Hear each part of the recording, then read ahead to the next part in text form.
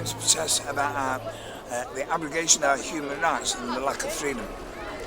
My only problem with today is I think the campaign has become more multifaceted, and I may agree with all the speakers today. I think we should focus on the loss of freedom and the loss of our rights.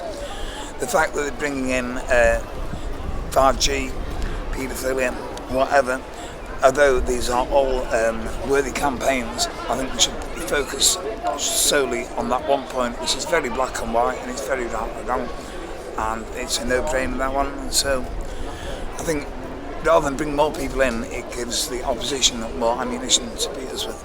Can I just ask then, how far off do you think freedom's lost will be? We've already lost it, mate. It's gone. Any freedoms that we've got left, how long do you think they might go? I don't know, mate. The world's spinning a bit fast. The dominoes are falling. I don't know, mate. But we've got to have hope. We've got to spread the word. We've got to stay strong, and we've got to do what we can. Before I say anything, is there any fascist flags at the back hiding out? For anyone that doesn't realise, obviously London last week, 35,000 people. Amazing. Some idiot unfurls a fascist flag at the back, and it was only up about half an hour or whatever, just in time for Hate Not Hope to get a photo of it and stick it online. I'll shout then, yeah. And obviously tar every one of those 35,000 people with the fascist brush, do you know what I mean? And it annoyed me so much at the time. I was like, how low is that to go, you know? And then I started thinking about it. I was like, actually, like, that's a real dirty trick, but you only employ dirty tricks against people that you're frightened of. Yeah. Do you know what I mean? And I was thinking, like, in a football analogy, like, they only kick Ronaldo and Messi because they can't stop them. And that's the whole thing. So they have the media put it out everywhere. And another thing that I think, like, a lot of people are seeking the media. Like, why aren't the media speaking up for us? Guys, they're never gonna. They're never gonna. Because they're owned and controlled by the very people that we're fighting against. Yeah. So we don't need them. They're never gonna give us their approval, and we should stop seeking it because we're bigger than them. Yeah. They're narrative managers, propagandists, paedophile protectors. We don't want them on our side anyway. Do you know what I mean? Yeah. This is a war, and I'm not just saying that for effect. It is a war, and we're on the front line. And all those people back home that are getting their entire narrative from the BBC, they're never going to come and fight for us. But that's fine. But it doesn't mean that we shouldn't fight for them. It's a war for our minds. It's a war for our submission. And I've got nothing but love for every single one of you. I've got nothing but love for the coppers over there. I've got nothing but love for everyone that's looking at us shaking their heads. Because hate and division is what's got us in this mess, and it's love and unity that's going to get us out of it.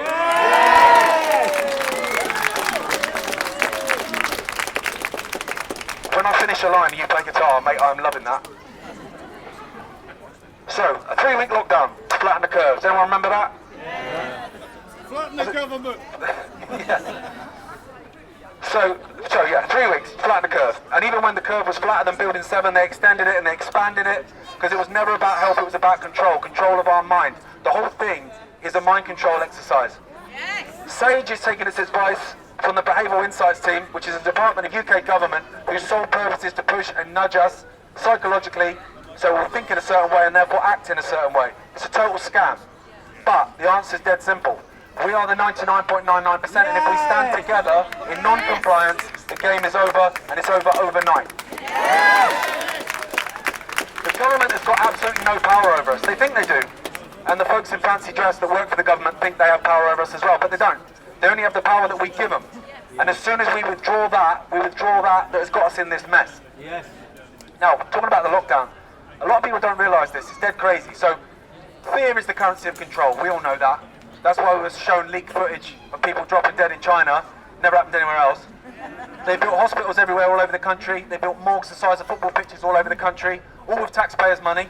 They were never used, but they were never going to be used because they weren't designed for that. They were designed to terrify us into submission. And the other thing that was used to terrify us into submission was Neil Ferguson's computer models. 500,000 people in the UK are going to die. 2.5 million in America are going to die. Okay, well, let's look at those computer algorithms then. Right, so if I'm looking at a general election poll and it says like, oh, you know, the Tories are up by 2 points or whatever, first thing I do is look at how many people were polled. Now, if it's a couple of hundred, you can't discard that. A couple of thousand, discard it. If it's tens of thousands, you think, okay, all right, As long as they're taken from all different areas of the country, I can see how you can apply an algorithm to that and then apply it to the nation. Neil Ferguson's computer models took 6 cases off of 6 aeroplanes out of Wuhan. 6 people. That is mental, isn't it? But what it did is it brought enough fear into the public mind that we would accept a lockdown, which we did, and a lot of people did. And these protests were going on, there weren't many people there, but there's more and more and more and more now, and they're growing and they're growing and they're growing. And it's organic and it's happening all over the world, and that's why these dirty tactics like that fascist flag and stuff like that is happening, because they're terrified of us. Absolutely terrified of us. So they should be. Another part of the mind trick. They're trying to arrest Mark Steele down there. They're trying to arrest Mark Steele.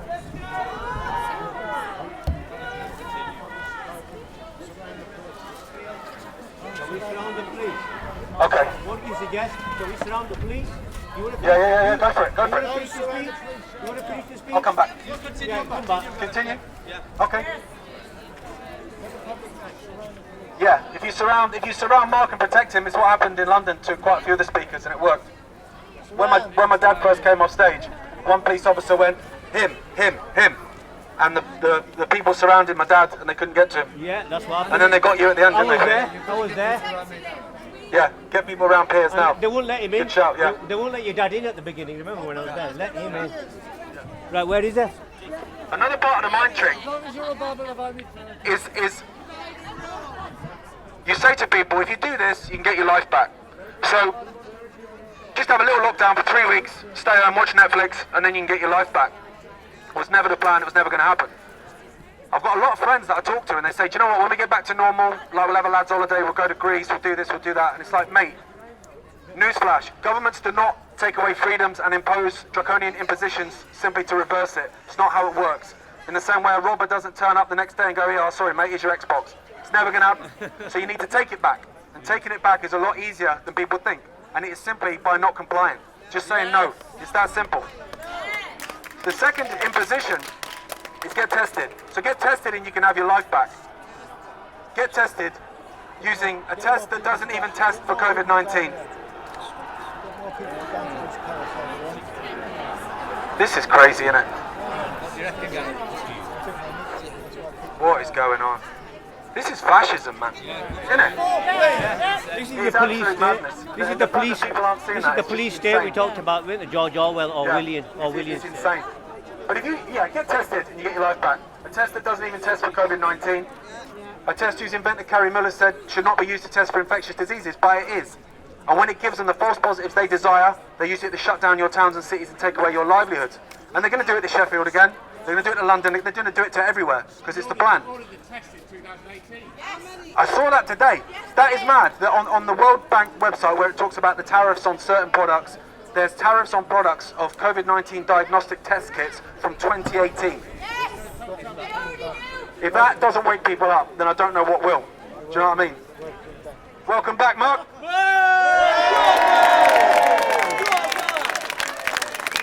This proves the point. That's what happens when you have strength in numbers. It's the same as when people went to the beaches. They went to the beaches in their thousands and they called a state of national emergency and they did nothing about it. Because there's too many of us. If we stand together, we win this and we win it overnight. The third imposition, wear a mask. Wear a mask and you can have your life back. Cover your face in submission. Lose your individuality and your humanity and you can have your life back. A mask that does nothing to stop viral particles anyway, and everything to stop our intake of oxygen. Also, if you Google mask mouth, have a look at that in America, where the bacteria is building up. People's teeth are literally falling out. It's absolutely insane. Another thing they did was they destroyed the NHS and they rebranded it as the COVID Health Service, which is nothing more than a propaganda arm of government. And while the hospitals sat empty, cancer went undiagnosed, heart disease untreated, suicide spiked 200%, alcohol addiction, drug addiction, domestic violence, all through the roof. In America, 25% of young adults have contemplated taking their own life in the last 6 months. Why the hell are we allowing this to happen? And also, if people think that what's happening in Australia right now isn't planned to come here in the winter, guys, do you know what I mean? We're sadly mistaken. Now, I'm reeling all this off, and I know it sounds dead negative, and I apologise for that, and we feel like there's no hope in sight. I get days out where I get up and I just think, what is happening? I've got a young daughter, and it literally, do you know what I mean? I just want to, just gets to me. But then, you think the answer is so simple. It's just saying no. I'm not going to get tested. I'm not going to wear a mask. I'm not going to get vaccinated. I'm not going to accept the Orwellian new normal. I will see my family. I will hug my friends. I'll shake your hand. I'll put my arm around you if you need comfort, because I'm a human. I'm going to act like a human. And when we come together in non-compliance, like I keep saying, it's over. It's literally over. We win this. I know we're going to win this anyway. But all we need to do is just say no. There's nothing normal about kids wearing masks at school. And all you hear is, oh, they don't stop oxygen getting in. Well, why have they got to take breathing breaks then? Do you know what I mean? Kids shouldn't be put in boxes. There's nothing normal about that. Put them in boxes in playgrounds away from other kids. There's nothing normal about putting do not resuscitate orders on over 60s against theirs and their family's consent, so they can have their treatment withdrawn, die alone, and have COVID-19 put on the death certificate when there's no evidence for it. There's nothing social about being distant. There's nothing normal about children dying alone in hospital beds because their mums and dads are not allowed to be there with them. There's nothing normal about that, and I won't accept it.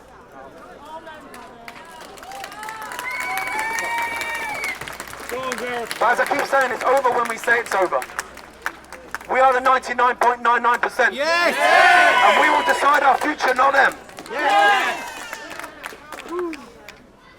We are free, sovereign human beings, and it's time for us to start acting like it. Years and years from now, centuries from now, they will talk about this time in human history. Not because it was when our humanity was stripped from us, but because it was when we stripped away the veneer of authority and we took our humanity back. Yes! Long live the resistance! Thank you!